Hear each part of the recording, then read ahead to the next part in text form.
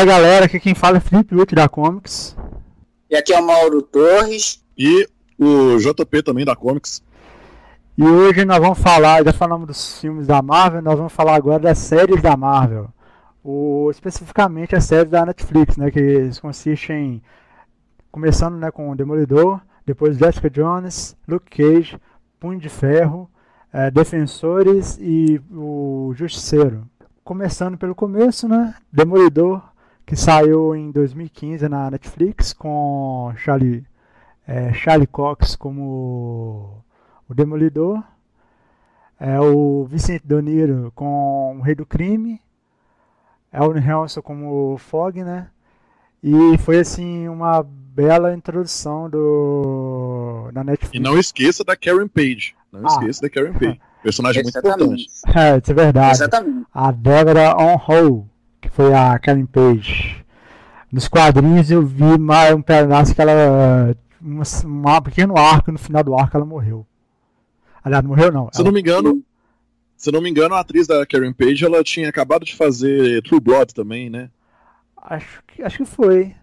Não lembro quem que era ela no True Blood, mas acho que foi ela mesmo. Agora que Deixa eu pegar o elenco de True Blood aqui. Sim, esse arco dos quadrinhos que você tá falando foi que o mercenário matou ela. Mas o que eu li é o Demolidor Amarelo do Shinsei e Jet Lube. Só que ela não morre no quadrinho não. Na verdade tem um arco, no final já mostra uma passagem de tempo que ela já tá morta depois desse tempo. O quadrinho que o mercenário matou ela, não cheguei a ler não.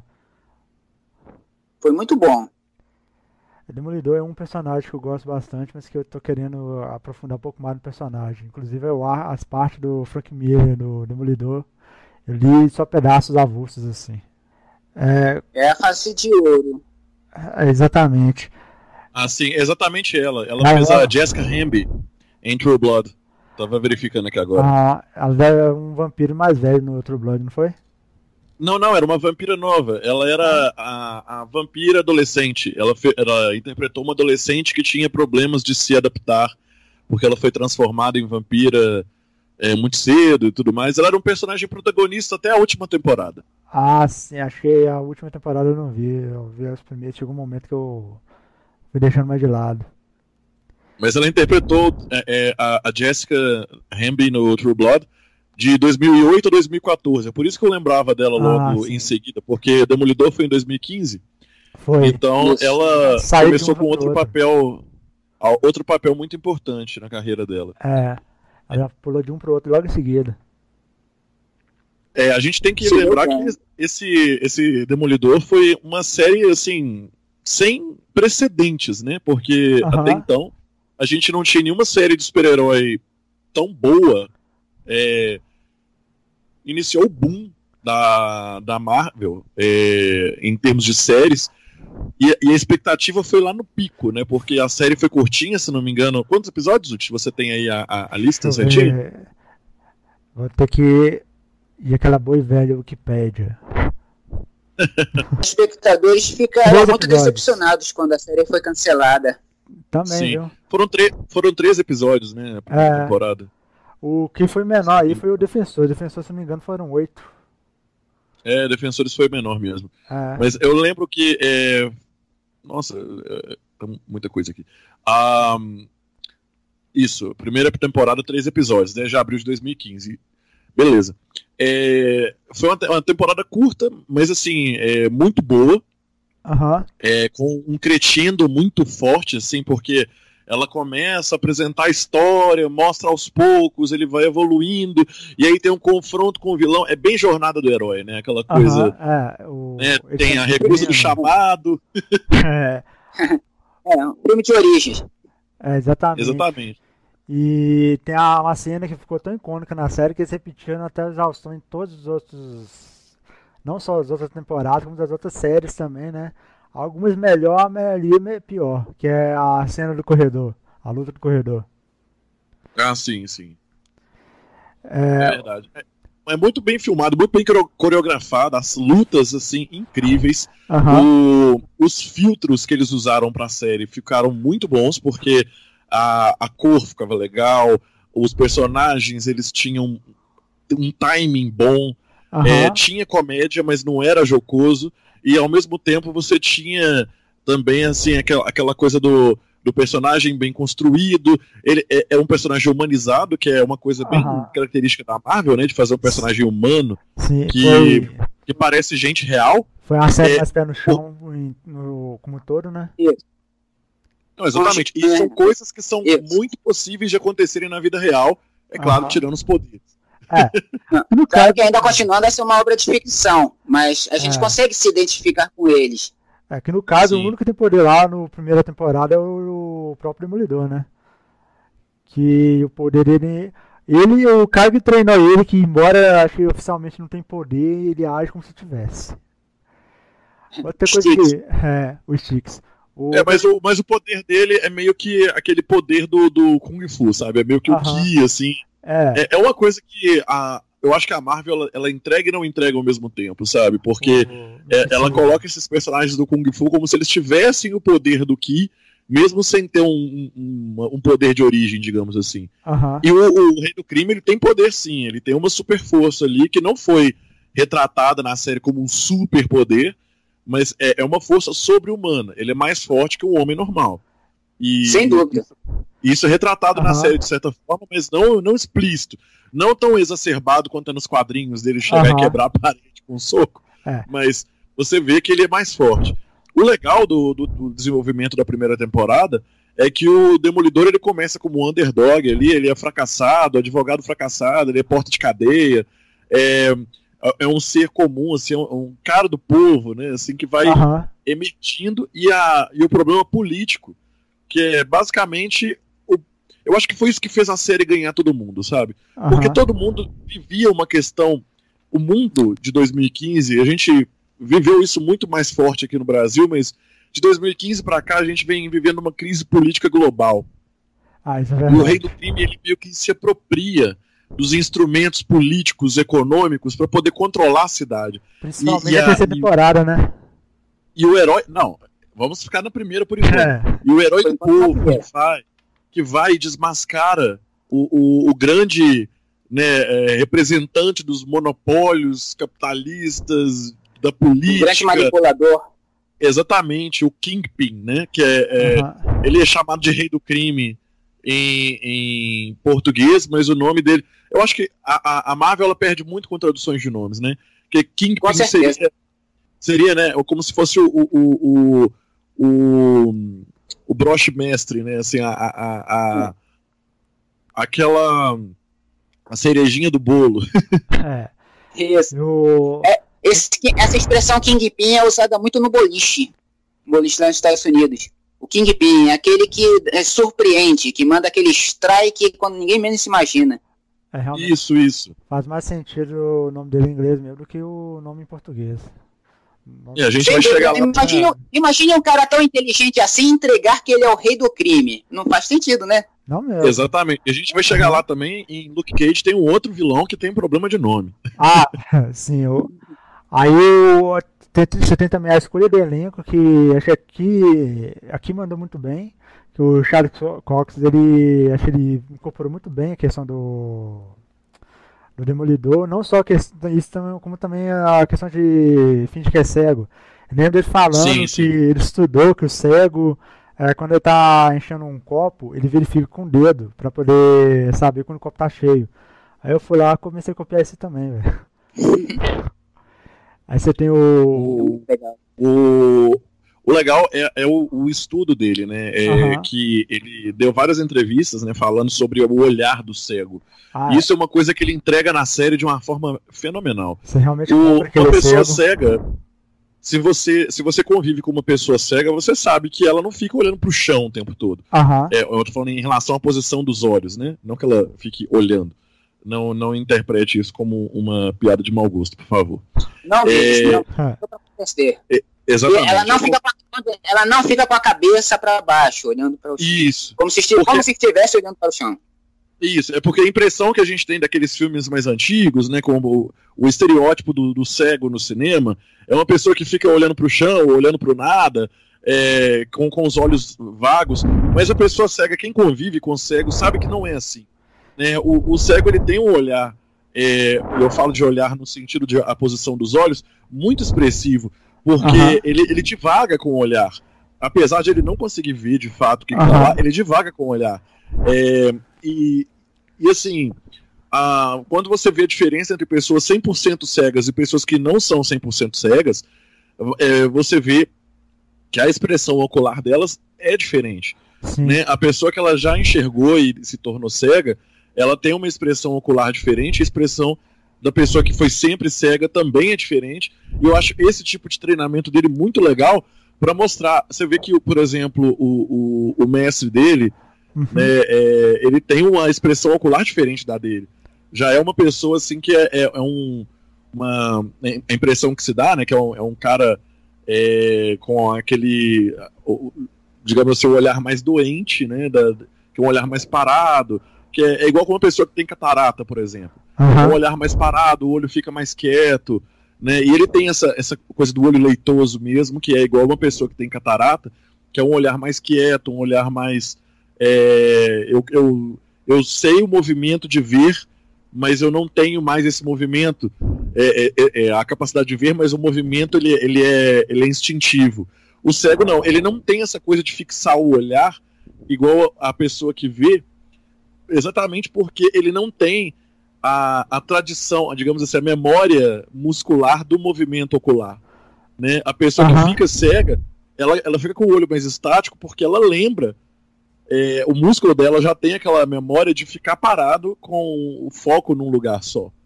Isso é interessante demais. Isso aí demonstra como que o ator, os atores, né? Porque tanto ele como o Chique, e dá até pra puxar também o Vicente D'Onofrio, que entregou também um Rei do Crime entregou um ótimo Rei do Crime também, que... O Rei do Crime mais icônico que já teve, eu acho que o Rei do Crime vendeu aquela série, sabe? Sim. Tanto é que depois usaram ele em outras séries também, né? Que realmente ficou muito bom. O meu medo é esse, assim... Porque... se fosse usar ele em outros filmes, em alguns filmes da Marvel, né? Já que a série faz parte, embora ela não faça tanta parte assim, né? Tipo, ela faz parte do universo Marvel pelo Nomútil, né? Mas se fosse usar, eu acho que eles não iam conseguir utilizar o trabalho do Rei do Crime, do Vicente como Rei do Crime, com tão precisão quanto usar nas séries, porque os filmes eles dão aquela suavizada, né, no que a série não deu, tanto do lado violento, do lado explosivo, aquele lado mais reflexivo, mais, como posso falar, mostrar aquele lado mais granfino do Rei do Crime também. Sim. E isso é uma coisa que eles implementar. E uma coisa muito interessante do Rei do Crime foi mostrar o relacionamento dele com a Elette Zura, que é a Vanessa. Exatamente. Isso é uma coisa que pra mim, assim, eu não foi novidade, que eu nunca li nada referente ao Rei do Crime estar com outra pessoa. Ele sempre aquele cara mais, nos quadrinhos, eu sempre vi ele como aquele cara mais realmente negócio, empresário que só pensa em dinheiro. É verdade. Aqui... Ele teve alguns romances depois da Vanessa, mas não foi coisa assim de efetivo. Foi só umas paixões. Pois é, tanto é que, assim, pra ele ser preso, ele se preocupa mais como é que vai ser como é que eles vão fazer com a Vanessa do que o fato dele ser preso de fato, né? Ele se preocupa mais com o futuro, tá sempre com o olho pra frente. Exatamente. E no caso eu falei também do futuro da Vanessa, mais do que o próprio futuro, né? Embora, assim, o cara consegue... É um dos caras que consegue assim, sobressair em qualquer situação, né? O caso, o Rei do Crime. Mas eu acho que isso também vem ao ponto de, igual eu falei anteriormente, de humanizar o personagem. Isso é. Que a Marvel, ela tem essa coisa do personagem humano. E eles queriam vender o Rei do Crime como um personagem que você pudesse gostar também. Porque a ideia de o vilão ele ser meramente vilão. Quero destruir o mundo. Por quê? Porque sim.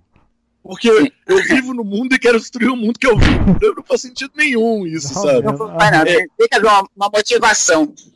Falta de motivação. Os personagens todos, eles têm uma motivação e eles têm uma lógica. Isso é o mais importante, lógica. É o mais importante. Porque, por exemplo, não é uma motivação louca, sem sentido, obsessiva. Isso. Não, e mesmo os que têm uma motivação louca, é uma motivação louca com critério. Porque, por exemplo, sobre essa coisa de destruir o mundo. É muito factível você entender. O Galactus quer destruir o mundo. Por quê? Porque ele se alimenta de mundos.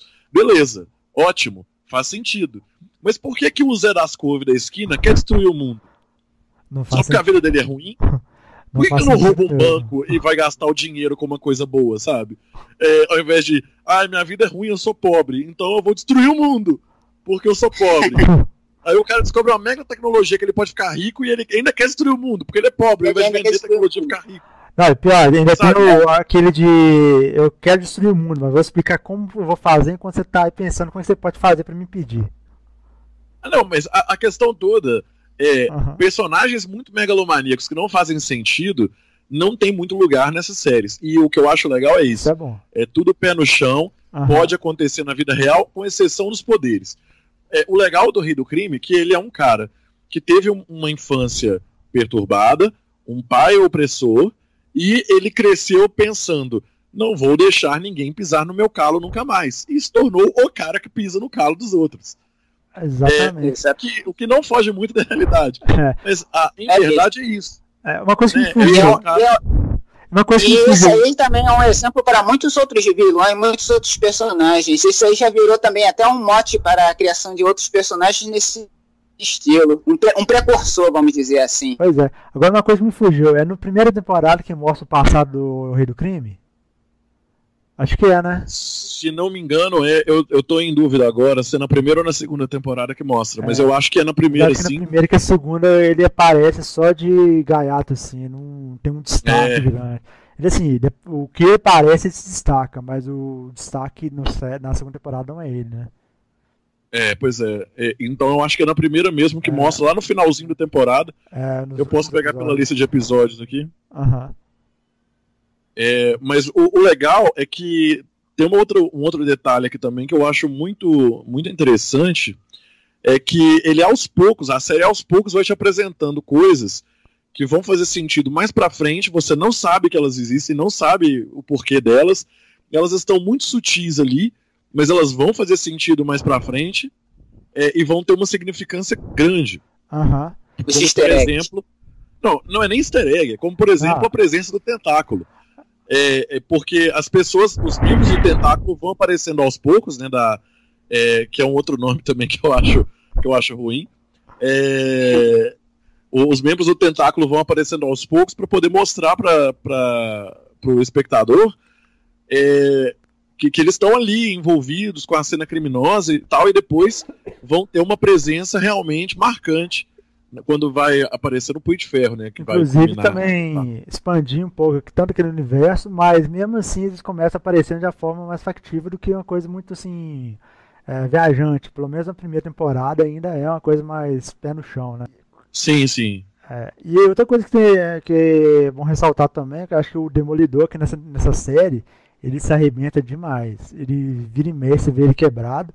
O que ajuda você a ter mais empatia com o personagem, a se preocupar, porque você vê que ele está realmente se desgastando bastante com aquilo e como ele vai fazendo para tentar encobrir todos os rastros de que ele é o Demolidor, né?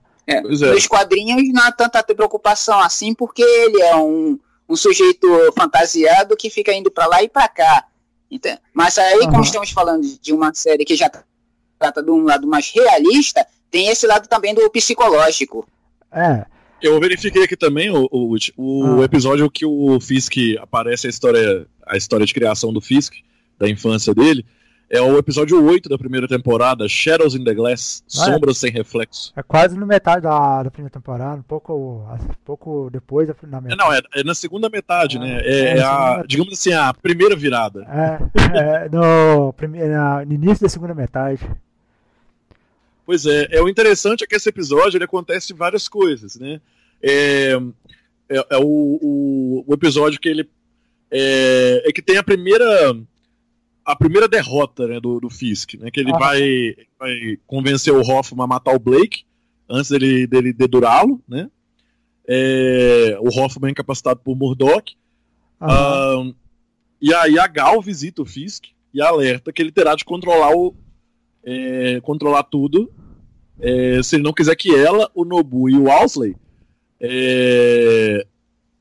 que eles o peguem. Então o Fisk ele é consolado pela Mariana no fim do episódio e tal. E aí ele conta essa história toda. E aí ela tem um detalhe importante, assim, a mãe do Fisk convence a Vanessa convence o Fisk. Eu tô aqui me perguntando, a mãe dele tá na série? Desculpa. Não, é porque a mãe dele na memória, eu achei, na verdade. Tá. A Vanessa convence o Fisk a ir a público falando que ele quer salvar a cidade. Aí ele se coloca como herói de novo e anula as informações do Murdoch e do Blake. De que o Uric ia publicar. Exatamente. Então ele faz um jogo duplo ali, ele se coloca como mocinho de novo. O legal da temporada é tudo isso, né? É o Lobo Império de Cordeiro a temporada inteira.